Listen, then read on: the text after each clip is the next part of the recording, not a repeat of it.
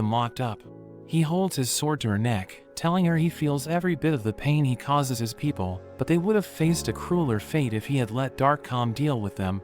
She mentions that Darkcom doesn't brainwash children to become soldiers, but he notes that it's exactly what happened to her, telling her they recruited her because she doesn't have anyone left. He notes that it isn't a coincidence that they lost their families, and she's shocked as he takes off his mask. Hey anime lovers, welcome back to Anime Snap Recap, where every epic story gets snappy and exciting, jaw-dropping anime moments and goosebump-worthy scenes. So buckle up and hit that like button if you're ready to relive the hype, and don't forget to subscribe for your weekly dose, which drops every 2 days of anime recap bombs. Let's snap into it. The story opens with a group of men blasting their way into a building, eliminating all guards in their path. They grab everything they can see, but are abruptly stopped by a monster who questions why they're stealing ordinary items when something truly priceless is right in front of them. They're confused about how he knows their mission, and he reveals he's the one who hired them. He takes hold of a sword and remarks on the irony that such a sacred place holds the sword of the demon knight Sparta, the strongest weapon in hell. One of the men says he can take whatever he wants if he pays for the job, but the monster decapitates him. The others open fire, but he deflects their bullets and eliminates them. Guards rush in, but he pushes a button that triggers an explosion, engulfing the place in flames. Meanwhile, a woman walking with her daughter loses her toy and goes to retrieve it, only to be attacked by demons. She begs them to spare her daughter, and Dante appears, saving her by shooting the demons. He acts cool and says he's investigating recent attacks after being hired by a client. During their talk, the daughter turns into a demon and attacks, but returns to normal under Dante's gaze. She transforms again, and he prepares to shoot, but the mother stops him and flees with her child. The attack on Vatican City soon becomes global news, leading many to suspect demon involvement. In the White House, a man named Pfizer reports it was caused by terrorist demons, but the president asks how he knows. He explains DNA was recovered at the site, revealing demons are an evolved branch of humans from a parallel universe. He believes a shared ancestor crossed over and evolved to survive the extreme conditions. Someone asks if he means hell, and he explains that every culture has myths about demons in the underworld. He says a dimensional rift exists as a bridge between the worlds, but quantum interference blocks it. Natural fluctuations in the field let small demons through, but larger ones can't cross due to their complex bodies. They ask who Pfizer works for, and Vice President Williams says he's from Darkcom, an independent security group. A man then plays footage of the rabbit's attack, and the rabbit says to find him, they must search for the hunter. The president senses danger, and William believes he means the demon hunters, so he orders all of them to be gathered. Meanwhile, Dante visits a diner where a waitress gives him her number, but he just wipes his face with it. Suddenly, he senses a truck coming, rushes everyone out, and it explodes. Though the diner is destroyed, everyone survives. Dante is shocked to see his brother Virgil, who should be dead. Virgil attacks, but Dante dodges and shoots him in the head. Virgil turns into a demon, revealing he's the baby demon from earlier. At the same time, the military gathers demon hunters and interrogates them. One of them says a broker named Enzo Fino told him about a job from a talking rabbit, but he thought Enzo was joking. Police go after Enzo, and he tries to flee but gets caught. They threaten him, but he says he'll talk without torture. William asks about the rabbit, and Enzo says the rabbit offered him a job. William questions why he didn't find a talking rabbit strange, but Enzo says it's normal in his business. He explains the rabbit only wanted Dante, so Pfizer concludes Dante is who the rabbit mentioned. He's impressed after reading Dante's file, and William asks if there's anything to link him to the rabbit. Pfizer says Dante was reported missing from 5 jobs just out of boredom. Dante dodges demon attacks and shoots, but his bullets go through. The demon throws a ladder to distract him and grabs him, trying to take his necklace. Dante breaks free and launches the demon. He's confused why it wants his necklace, but it morphs into a bat and flies away. Meanwhile, Enzo says he heard strong demons that can't cross the portal can project their consciousness to possess things. He believes the rabbit does this and says he can't help find him, but William reveals they already know his location. They even sent a team, but only one survived. William asks about the sword of Sparta, and Enzo explains Sparta was a demon who fought alongside humans. William says he knows the story but wants to hear about the sword. Enzo says Sparta built a wall between the two worlds using his sword and a magical amulet, which he then split in half so no one could find it. Fisher indicates a spot on the sword that he believes is designed to hold something. He had earlier theorized that the quantum interference blocking the realm's rift came from a transmitter, and he mentions that although the demon's tech appears ancient, their grasp of quantum physics far exceeds that of humans. He clarifies that the amulet acts as the transmitter, and the sword of Sparta serves as the decoder. If the full amulet is inserted into the sword, the transmission would halt, causing both realms to fully merge. Fisher fears this would bring about humanity's destruction, but William says it's Darkcom's responsibility to prevent that. Fisher adds that since the rabbit sought the sword, it must be after the amulet too, but William says he already holds one half. Anders, the lone survivor from his wiped-out team, says the rabbit knows where the other half is and had tried to retrieve it, but his plan failed. When William asks about the plan, Anders says he hired someone for a setup, and they realize Dante has the second half. William then hires mercenaries to capture Dante and recover the amulet, but warns them that Dante is highly dangerous. William explains that the amulet isn't officially documented, so everything must be handled quietly. He instructs them to go all in against Dante. They laugh after seeing Dante's photo, but a mercenary cautions them that the laughter won't last, revealing he's worked with Dante before. He says Dante is unlike anyone he's ever met, and warns that chasing him will get them killed. He refuses the job and starts to leave, but William reveals a $500,000 bounty on Dante, which changes his mind instantly. William also promises a bonus if Dante is brought in alive. They question why William gathered his troops if they're doing the hard part, and he says the team will be on the ground to supervise the mission. He then ends the meeting. As the mercenaries get ready to leave, a soldier named Mary stops one and tells him they're demon hunters, though he thinks she's joking. She admits it's hard to believe, but insists she's serious. She explains that demons are extremely tough to kill, so they've developed anti-demon bullets that act normally on humans, but explode upon contact with demon DNA. She warns that demons can appear human, but there are ways to identify them. As she rips open his shirt, he turns into a demon. He lunges at William, but Mary throws him back and shoots him in the head. Everyone's amazed William didn't even flinch during the attack, and he says he trusted them to handle it. Anders then shows up, and William introduces him as the newest member of Darkcom Elite Ops. Mary asks if William is certain about him, and he replies that Anders requested this posting. Then, Enzo shows up at Dante's home, where Dante pulls a gun on him because the last job was a trap to steal his necklace. Enzo says the rabbit deceived him, and Dante believes him, but mercenaries are eavesdropping on them. They get ready to strike as Dante asks Enzo why he's there, and Enzo says he brought his payment, insisting that even fake jobs deserve compensation. Dante tells him the demon took the form of his dead brother and reminds Enzo of his only rule. He accepts any job unless it involves something personal. Enzo says he sees Dante like a son and would never betray him, but Dante already knows mercenaries have surrounded his place. Enzo tells him they're after the necklace and urges him to hand it over to avoid fighting, but Dante refuses since it's the last thing he has from his mother. Enzo gets it and starts to leave, but Dante tells him they're not finished. Just then, the mercenaries storm into the room and find Dante calmly sitting in a chair, but they realize it's Enzo, and Dante suddenly strikes using pool balls, knocking one of them out. They begin firing at him, but he skillfully evades their bullets and defeats them all. He frees Enzo, who's surprised Dante didn't kill anyone. He asks why they're after his necklace, but Enzo says if he knew, he would have sold that info to Dante right away. As more mercenaries arrive, Dante takes them down with a metal pipe. They attack him, but he's too quick, using his sword to deflect bullets before disabling them. One of them blasts a hole in Dante's chest, but he's shocked when Dante heals instantly, calling him a superhero. The Darkcom soldiers realize the mercenaries can't handle Dante. A soldier named King mentions it's Fisher's first field visit, but he won't witness the fight. Fisher says his brain's too valuable to risk and came only to observe the amulet.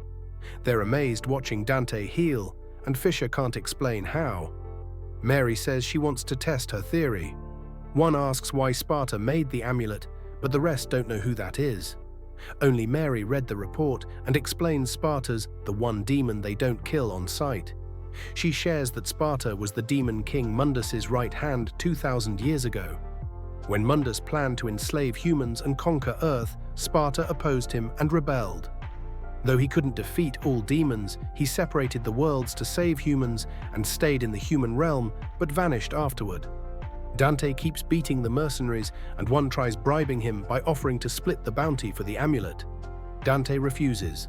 The man shakes hands with Dante, then attempts to punch him, but Dante hurls him away. Mary joins the fight, and he tries attacking her, but she uses the mercenaries as cover. She successfully removes the amulet from his neck, and as he tries stopping her, she uses a smoke bomb and escapes.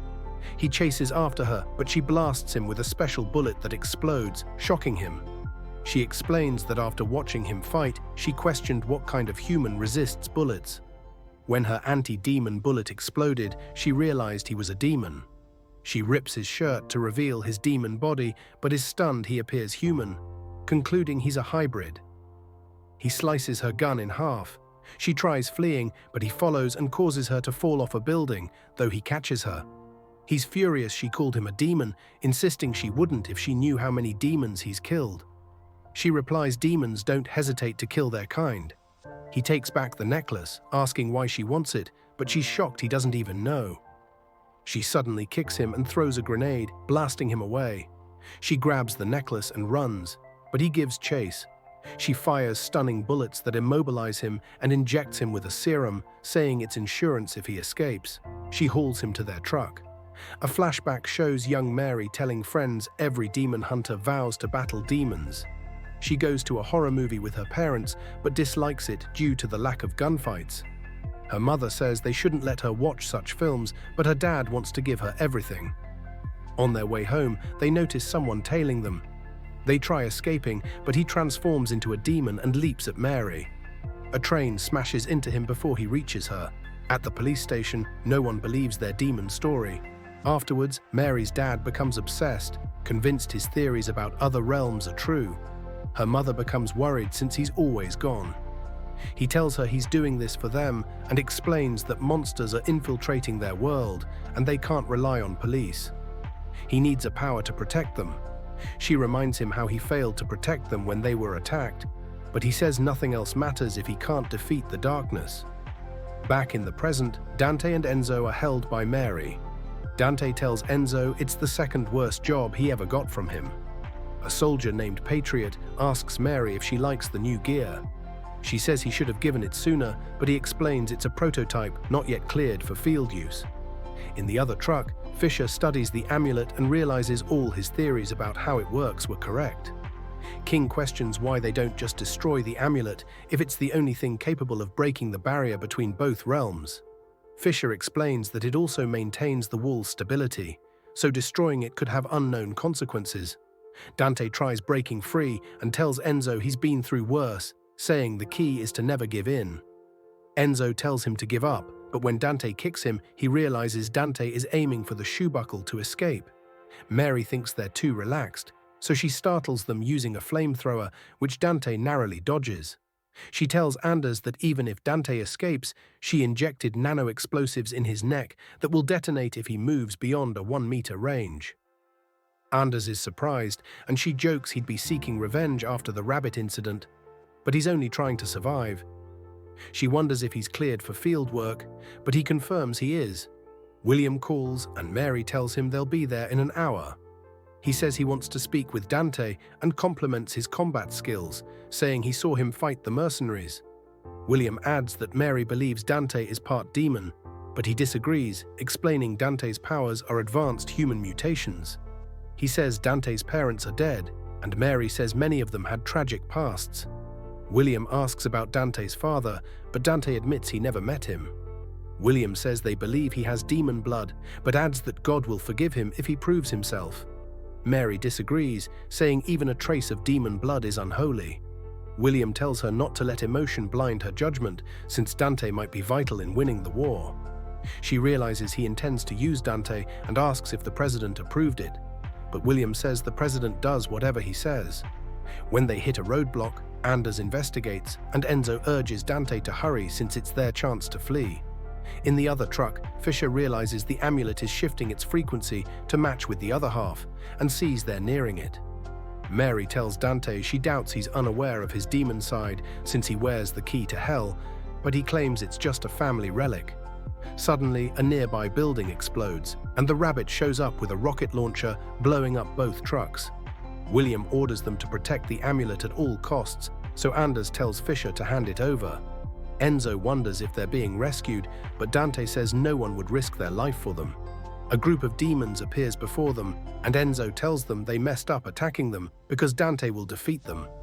The demons begin fighting Mary, and though she tries resisting, she gets knocked back. One demon attacks her with a flaming sword, but she dodges. She lands a blow, but it's not strong enough to win, and the demons start bickering since they can't beat one girl. Meanwhile, the rabbit thanks the Darkcom crew for delivering the other half of the amulet. They open fire on him, but he deflects bullets with his sword. One of them uses an anti-demon bullet, but it fails, revealing his DNA is unique. King charges him, but the rabbit takes everyone down with one sword swing. He heads to the truck, where Anders hands over the amulet, shocking Fisher. Anders says he had no choice because the rabbit has his daughters. Fisher warns that giving him the amulet could lead to the world's end, but Anders argues there's no point in saving the world if he can't even save his own family. The rabbit combines both halves of the amulet, but Fisher is confused why he isn't using it right away. He soon realizes it requires a decryption key. Fisher attempts to attack the rabbit but gets stabbed, and to prevent anyone from thinking Anders betrayed them, the rabbit stabs him too. As the rabbit prepares to leave, he suddenly feels pain in his chest. Fisher, with his last breath, throws a grenade, but the rabbit knocks it back, causing it to explode inside the truck. Anders sees Dante struggling with his restraints, so he releases him. Dante immediately charges at the rabbit, but the rabbit fires a missile at a school bus, forcing Dante to stop it. The rabbit flees with the other demons, taking Enzo along. Dante chases after them on a motorcycle, and the demons throw cars at him, but he keeps going. They attack with a fire sword, but he grabs it. A demon named Echidna shoots spikes at him, but he uses the sword to defeat her. He leaps into the air and uses the bike to smash the other two demons.